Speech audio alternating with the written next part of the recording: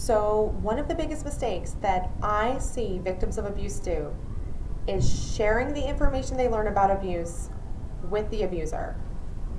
Don't do it. Don't do it. It's a trap. Admiral Akbar, trap, trap, trap. Do not do it. Because someone who's engaging in abuse is either doing it intentionally and on purpose and with full self-awareness of what they are doing and why, or, and often, you have someone who is unself-aware, who is being abusive but thinks they are the victim. And so they are not going to take this information in objectively and logically. They are not going to understand, oh, this is what I'm doing, because they have psychological defense mechanisms that prevent them from understanding that. There's like a veil over their mind. They are not going to take this information in toward themselves. They are going to take it and put it out to you. That is why it is the clinical recommendation of mental health professionals that you never go into counseling, like couples counseling with abusers, or honestly family counseling. Like, don't do it, because all you're doing is giving them more leverage. You're giving them more ammo to use against you. You're giving them your vulnerability, which you shouldn't, and you are giving them more tools, psychologically oriented tools, to use against you. Again, what do we talk about? We talk about that abusers will try and trap you within your own moral code. So the more information you give them about what you think is right and wrong, the more information you give them to use against you.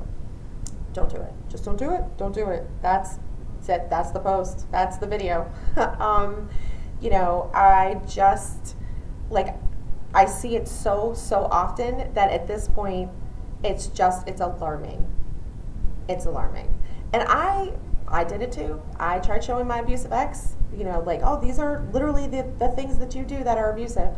And then he just switched it up and started doing different things, because it's the way of thinking that's the issue and their lack of self-awareness. Their way of thinking isn't one in which it respects someone else's autonomy, one in which it respects someone else's ability to make decisions for themselves. Their way of thinking is, I think this, and I want this, and I feel this, and therefore you should do what I tell you to do. And that can be very destabilizing, because people are getting in these, I think that's why shows like Judge Judy, or why Am I the Asshole, we like them so much, kind of, generally speaking, because it gives people like these small case scenarios of just like who's right here, like a mini litigation. Because we're having this experience in these relationships with people where people are arguing over who is right, and then everybody's going to the internet and trying to figure out like who is the problem here. And if you on any level think that you are dealing with an abusive person, don't share that information with them. You keep it to yourself. You go get you a counselor, someone to talk to who's outside of the dynamic, who can give you some objective feedback. The wrinkle here is that people often date to their level of self-awareness. People often date to their level of maturity. And so, you might be struggling with a mental health situation that's compromising your ability to see what's going on objectively. And again, that's why it's always good to go to a professional and get some objective, like a clinical approach, so that you have a grounded sense of reality. And that, when you're in that dynamic with a person, you can develop an ability to introspect and to be self-aware, and to also have someone on the outside who's seeing the process. Being in an abuse dynamic is so often being in a place where you are losing your sense of reality. So again, don't share victim resources with an abuser. Don't even tell them they're an abuser, because the second you do that, they're going to start telling you that you're the abuser, right? Don't just, you take in the information, you make your decisions accordingly. And I'm well aware that people will continue to do this because sometimes we don't learn from hearing it. We go through it and then we go, oh yeah, that's why I got this information. So if you do make this a mistake, it's not the end of the world, as long as you are like physically safe and you can, look back on it and go, okay, now I'm not going to do that again. But just know that that's why we tell you this. Don't go to counseling with an abuser. Do not tell them about abuse resources. Do not send them links to your abuse resources. They will use it against you. Why? Because there is a problem with the way that they think, and they don't have the psychological ability to self-reflect and look at what they are doing. So, you Green Lizard Hands, this was a great tool.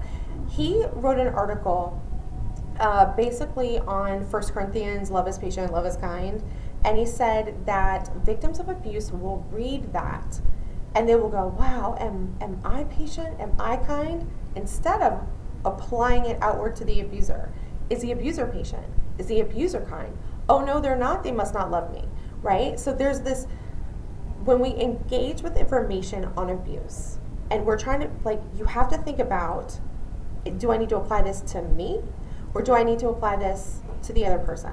And if you're applying it to the other person, do not send it to them so that they understand how they're wrong. Don't do it. Don't even try to win that argument. Most people are not trained in how to win an argument.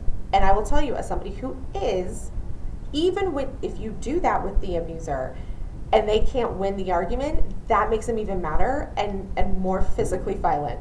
I know that from experience. Both my father and my abusive ex are both two very smart people who are used to powering over other people very logically, and it didn't work with me, and that made them very angry. So it's still you can't win. My dad would be beating me, and I'd be just in my mind I'd be I know I'm right, and it drove him crazy. He couldn't make me think something differently, even as a kid.